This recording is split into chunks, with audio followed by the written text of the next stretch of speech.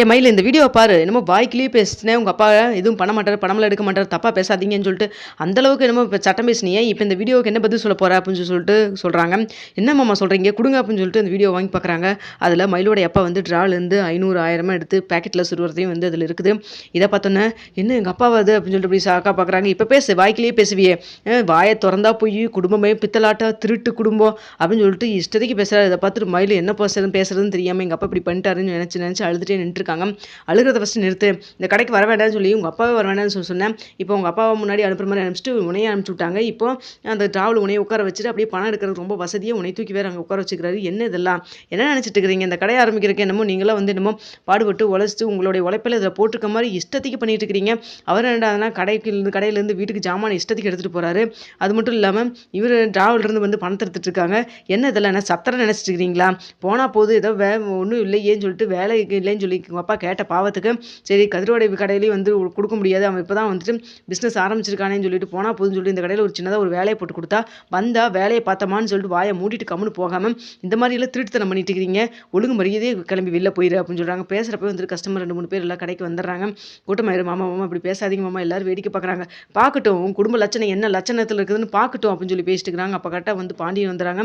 என்ன கடையில் இத்தனை கூட்டமாக இருக்குது, இவ்வளோ பேராக இருக்காங்க, நீ கஸ்டமர் என்னன்னு தெரியல, விசேஷ நாள் கூட இல்லையே, பொருளெல்லாம் எடுத்து கொடுக்குறாங்களோ என்னமோ தெரியலையே அப்படின்னு சொல்லிட்டு கிட்ட போகிறப்ப தான் தெரியுது ஏன்னா சத்தம் போட்டுட்டு இருக்கிறாங்கன்னு சொல்லிட்டு ஐயோ என்னமோ பிரச்சனை ஆயிடுச்சு போல இருக்குன்னு சொல்லிட்டு தள்ளுங்கன்ட்டு உள்ளே போகிறாரு. அங்கே போனோன்னா மயிலை வந்துட்டு சரவணன் திட்டிட்டு இருக்கிறதெல்லாம் பார்க்குறாரு. என்னடா சரவணன், ஏன்டா இப்படி எல்லாத்துக்கு முன்னாடி வச்சு இவ்வளோ திட்டிட்டு இருக்கிறேன், என்னடா ஆச்சு, எதாக இருந்தாலும் வீட்டில் போய் பேசிக்கிறது இல்லையா அப்படின்னு சொல்கிறாங்க. இல்லைப்பா அது வந்து அப்படின்னு சொல்கிறாங்க. எங்கள் எல்லாரும் கிளம்பி போங்க, இது குடும்ப விஷயம் ஏதாவது பேசிட்டு இருக்கிறாங்க, இதை வந்து பார்த்துட்டு இருக்கீங்களே போங்க எல்லாரும் அப்படின்னு சொல்லிட்டு பாண்டியன் பக்குவமாக எல்லாத்தையும் பேசி அனுப்பிச்சி விட்றாங்க. என்னாச்சுடா சொல்லுடா இப்போ சொல்லுடா அப்படின்னு சொல்கிறாங்க. இல்லைப்பா இவரே வந்துட்டு கடைக்கு வரக்கூடாதுன்னு சொல்லிட்டு இவர்கிட்ட நான் சொல்லிட்டு இருந்தேன். இப்போ இவர் வந்தது மட்டும் இல்லாமல் பின்னாடி இவளும் வந்தா, சரி ஓகே ஏதோ அவங்க அப்பா வந்துட்டு தப்பு பண்ணிடக்கூடாதுங்கிறக்கா பார்க்கறக்கு வந்துருப்பான்னு நினச்சா கடைசியில் பார்த்தா இவர் டிராவல் உட்கார வச்சுட்டாங்க, கல்லால் உட்கார வச்சுருந்தாங்க. சரி ஓகே என்னமோ பண்ணி தொலையிட்டு அப்படின்னு சொல்லி விட்டான். நேற்று என்னன்னு பார்த்தாப்பா கணக்கே எழுதாமல் இவர் பாட்டுக்கு கடையிலேருந்து வீட்டுக்கு ஜாமானத்தை பையாக தூக்கிட்டு போனார். இன்றைக்கி என்னென்னு பார்த்தா கரெக்டாக வந்து நான் கவனிச்சேன்ப்பா, இங்கே பாருங்கள் இந்த வீடியோவை, கல்லாலேருந்து பணத்தை எடுத்துகிட்டு இருக்காருப்பா அப்படின்னு சொல்கிறாங்க. என்ன சம்மந்தி இதெல்லாம் அப்படின்னு சொல்லிட்டு ரொம்ப கோவமாக கேட்குறாரு. இல்லைங்க இது நம்ம கடை தானே. என்னங்க நம்ம கடைன்னு சொல்லிட்டு நீங்கள் பேசிட்டு இருக்கிறீங்க, எங்கள் அப்பா உங்கள்கிட்ட சொன்னாரா நம்ம கடை, நீங்கள் வேணுங்கிறத வந்து எடுத்துக்கங்க, வேணுங்கிற ஜாமான் எடுத்துக்கங்க, கைக்கு காசு உங்கள்கிட்ட இல்லைன்னா எடுத்துக்கங்க அப்படின்னு சொல்லிட்டு ஏதாவது உங்கள்கிட்ட சொன்னாரா? வேலைக்கு தானே வந்திருக்கீங்க, இதே இந்த கடை நம்ம எங்கள் கடையை விட்டுட்டு வேறு ஏதாவது கடைக்கு போயிருந்தா இப்படி தான் கல்லாலேருந்து பணத்தை எடுத்துருப்பீங்களா? இந்நேரம் இப்படியெல்லாம் நின்று பேசிட்டு இருக்க மாட்டாங்க, ஏதாவது போலீஸ்க்கு இந்நேரம் கால் பண்ணி விட்டுருப்பாங்க அப்படின்னு சொல்கிறாங்க. ஐயோ மாமா என்ன எப்படி பேசுகிறீங்க அப்படின்னு சொல்லிட்டு உடனே வந்து மயில் வந்து பதறி போய் கேட்குறாங்க.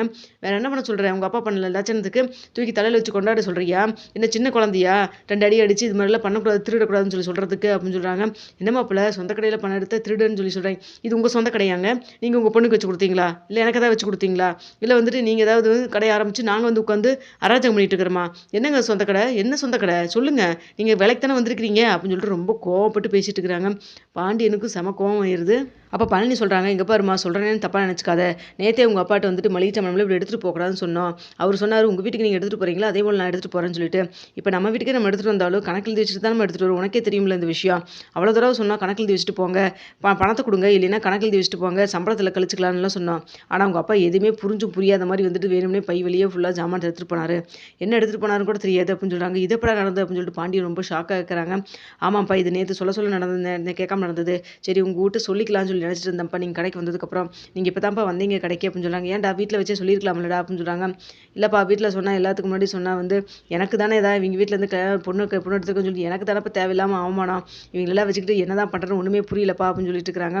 சரி டென்ஷன் ஆகாமல் இரு அப்படின்னு சொல்லிட்டு, என்ன சம்மந்தி இதெல்லாம், இங்கே பாருங்கள் சொந்த கடையாக இருந்தாலும் கூட வரவு செலவுன்னு ஒன்று பார்க்கணுங்க, அப்படி இல்லைன்னா கடைசியில் வந்துட்டு ஒன்றுமே மிஞ்சவே இல்லை, நாங்கள் வந்து என்ன சொல்கிறோன்னு புரியுதில்ல உங்களுக்கு அப்படின்னு சொல்கிறாங்க.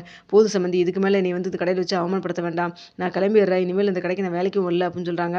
இங்கே பாருங்கள் வேலைக்கில் இனிமேல் வீட்டு பக்கமே வந்துடாதீங்க, முடிஞ்சால் உங்கள் பொண்ணையும் சேர்த்து கூட்டிகிட்டு போங்க அப்படின்னு சொல்லிட்டு சரவணன் சொல்கிறாங்க. என்னடா சரவணா என்னடா பேசுகிற, தெரிஞ்சு பேசுகிறியா, அவர் எதாவது தெரியாமல் உரிமையில் பண்ணிட்டாரு, அதான் பேசி முடிச்சாச்சு, இப்போதுக்கு மறுபடியும் வந்து மயிலை வந்து கூட்டிகிட்டு போன்னு சொல்கிறேன் அப்படின்னு சொல்கிறாங்க. ஆமாப்பா குடும்பமே ஒரு பொய் தானப்பா, குடும்பமே ஒரு பொய்க்கார குடும்பம்ப்பா, இந்த குடும்பத்தில் பொண்ணு எடுத்ததுக்கு நான் எந்த காலத்தில் பாவம் பண்ணுன்னு தெரியலன்னு சொல்லி நினச்சி கவலைப்படாத நாளே கிடையாது அப்படின்னு சொல்கிறாங்க. மாப்பிள்ளை என்ன பழசெல்லாம் மனசில் வச்சுருக்கீங்களா அப்படின்னு சொல்கிறாங்க. பழசு மனசில் வச்சுருக்காங்க, என்னடா நடந்தது, என்னடா பிரச்சனை, என்னடா போய் பேசுனாங்க சொல்கிறாங்க. சொல்லுடா அப்படின்னு சொல்கிறாங்க. இல்லைப்பா வேண்டாம்ப்பா அப்படின்னு சொல்கிறாங்க. டேய் இவ்வளோ பிரச்சனை ஆயிடுச்சு, இவ்வளோ பேசிட்டு என்னன்னு சொல்லு, சொல்லு தானே எனக்கு பிரச்சனை ஆகும், சொல்லுடா அப்படின்னு சொல்லிட்டு மறுபடியும் அதட்டி கேட்குறாங்க. அப்போ வந்துட்டு அப்பா இந்த இவ இருக்கால இவளுக்கு வந்து படிப்பு ஒன்றும் ஏறாது போல இருக்கப்பா, 10ஆம் கிளாஸ் கூட ஒழுங்காக படிக்கலப்பா.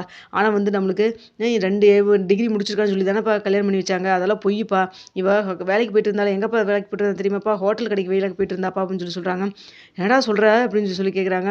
உங்களுக்கே இவ்வளோ தூரம் ஷக் ஆகுதுல்ல, இது நேரில் பார்த்தா எனக்கு எப்படி இருந்திருக்கும், டெய்லி இதை நினச்சி நான் வருத்தப்படாத நாளே கிடையாதுப்பா.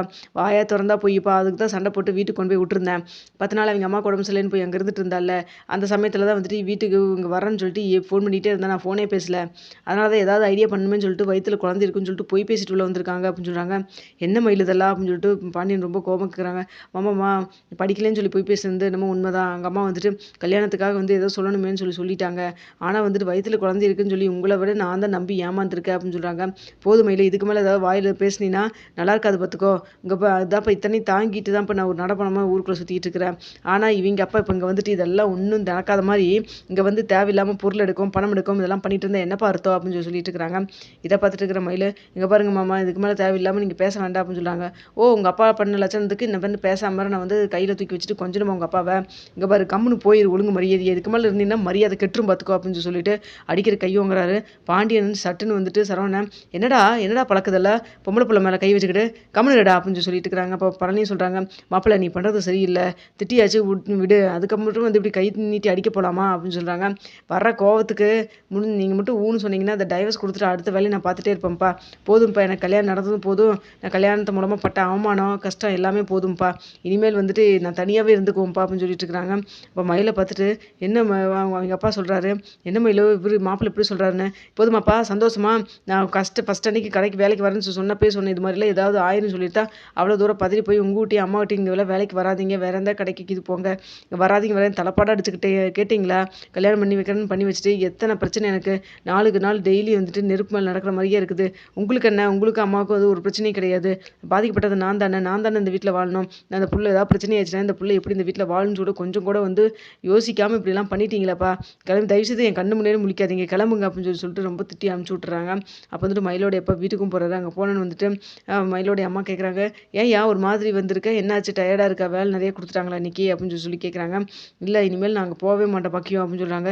என்னாச்சுயா அப்படின்னு சொல்லி கேட்குறாங்க. நடந்த விஷயத்தெல்லாம் சொல்கிறாங்க. நீ எதுக்கு போய் அந்த கலாலேருந்து பணம் எடுக்கிற, உனக்கு கொஞ்சம் கூட அறிவே இல்லை, இப்போ தான் ஏதோ நேற்று மளிகை சாமான்லாம் வாங்கிட்டு வந்து கொடுத்தியே, சரி ஓகே இனிமேலாவது நம்ம வீட்டில் இருக்கிற பஞ்சப்பாட்டு தீரும், வயிறார கொஞ்சம் சாப்பாடாவது சாப்பிடலாம்னு நினச்சா, இப்போ அதுக்கு நீ ஆப்பு வச்சுட்டு வந்துருக்கியடா, எதுக்கு இப்படி நீ போய் அந்த கலால் இருக்கிற பணத்தையெல்லாம் எடுக்கணும் அப்படின்னு சொல்கிறாங்க. மாப்பிள்ளை வந்துட்டு நேற்று நீ ஜாமான காசு கொடுக்காம எடுத்து வந்ததுக்கே வந்துட்டு கடுகடுன்னு பேசினாருன்னு சொன்னேன், அப்போ அதுக்கு தகுந்த மாதிரி நடந்துக்கிறது இல்லையே நீ அப்படின்னு சொல்லிட்டு இருக்கிறாங்க. மயிலும் ஏற்கனவே வந்துட்டு கடைக்கு வேலைக்கு வராதிங்கன்னு சொன்னான், நீ இதெல்லாம் மீறி நீ போனேன்னா இப்போ எப்படி பக்குவமாக நடந்திருக்கணும், இப்படி தான் நீ மானத்தை வாங்கிட்டு பேரை கெடுத்துட்டு வருவியா, எல்லாத்தையும் ஓகே, இப்போ மயில் எப்படி அந்த வீட்டில் வாழ்வா நினச்சி பாரு, அப்பா திருடிட்டு போயிட்டார் அங்கே இருக்கவங்க சுருக்கு சுருக்குன்னு பேசினா அவள் இதெல்லாம் கேட்டுட்டு எப்படி அங்கே வாழ்வான்னு யோசிச்சியா அப்படின்னு சொல்கிறாங்க. இவ்வளோ பேசுறியே நீ, அந்த கடைக்கு வேலைக்கு போக வேணாம்னு சொல்லி மயில் அவ்வளோ தூரம் சொன்னாலே நீ கேட்கவே இல்லை அப்படின்னு சொல்கிறாங்க.